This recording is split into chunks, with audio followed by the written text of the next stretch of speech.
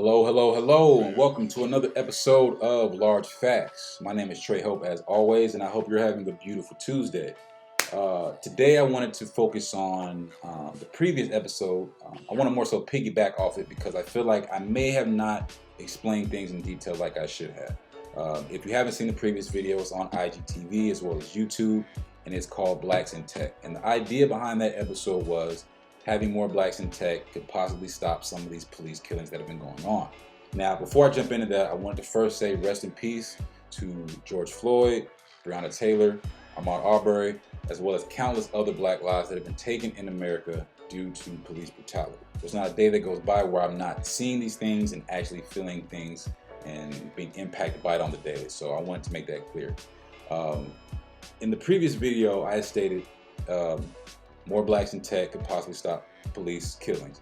But after seeing the video and kind of analyzing it, I can now see how that may have been misconstrued and taken as, hey, if we get more blacks in tech, then the police killings stop. And it's kind of silly to think like that. So that wasn't what I meant at all.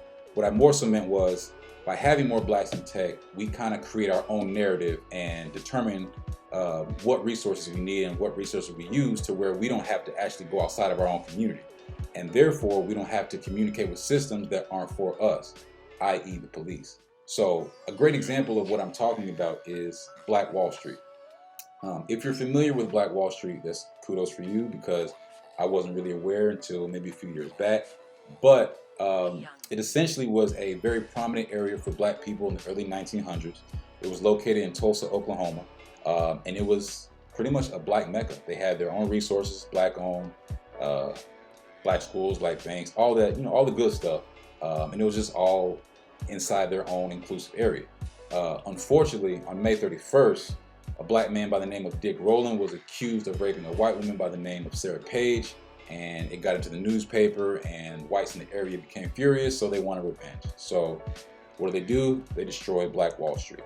They dropped bombs, they set buildings on fire, destroyed property, and overall destroyed 35 city blocks, killed 300 people, wounded 800, and left 9,000 homeless.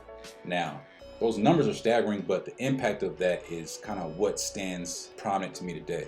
The reason I bring it up, though, because I don't want to just seem like I'm just bringing up random things, is for two reasons. One is I wanted to give an example of when black people actually were thriving in America, because I know they were taught they were always struggling.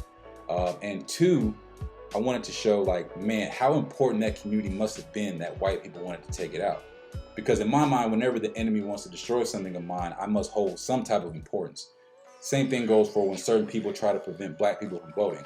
They realize that there's power in voting and they don't want black people to know that.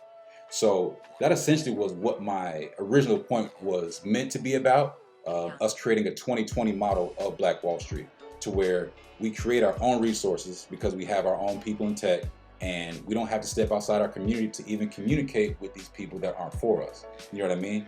Now, this is just an idea that I have. It's not proven. You know what I mean? I'm just going off of something that has happened in the past, and it was working. So in my mind, why not try that again? Now, I know what you're probably thinking, Trey, like, what's stopping them from burning down this again? Well, the benefit of living in today's society in 2020 is it doesn't have to be a single location. It can be a nationwide thing. You know what I mean? It can be more so a network than a neighborhood, because it becomes way harder to destroy something that's decentralized like that. So that was pretty much where I was going with the original point. Like I said, I don't have the answers. I don't have the blueprint all the way yet. And this might not work. I could be terribly wrong. It might not work at all. But I just wanted to get some conversation started and, kind of piggyback off different ideas or different things that people are thinking about related to this topic, and see where we can go so we can actually fill in the gaps, because there's just a lot of gray space when it comes to helping black people in America. So again, I want to make it clear that I was not stating that it's solved instantly because we have 100 people join the tech team. You know what I mean? It more so was based around just thinking to the point where we create our own, and we don't have to even deal with these things that aren't for us. So if this was helpful, if it sparked some ideas in your head, let me know. Leave a comment. I would love to hear about it and just see where we go from there. So as always, my name is Trey Hope. I hope you have a great day. Stay happy, stay hungry, stay healthy, and I'll see you next time. Much love. Peace.